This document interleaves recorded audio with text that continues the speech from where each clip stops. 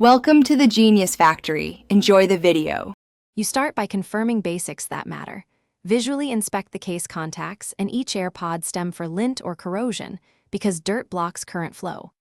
Once done, plug the case into a known good Apple-certified cable and a working wall adapter. Cheap cables choke charging. Make sure your phone or Mac has Bluetooth on and the AirPods connected so firmware can update. If the device can't see them, charging status won't refresh. This saves time before deeper fixes. You now perform hands-on fixes.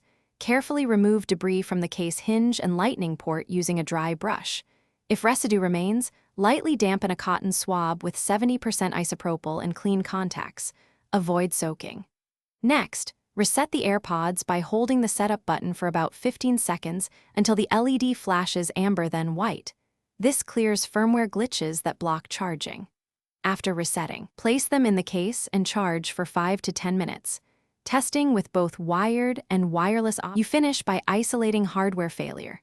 If possible, test your AirPods in another known good case or test a different pair in your case.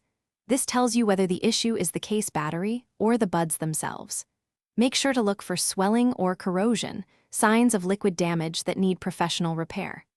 If swapping parts fails, backup device pairing and contact Apple or an authorized service provider. They can replace the battery or logic board safely because internal repairs require specialized tools and parts. Thanks for watching. If you found this helpful, don't forget to like and subscribe.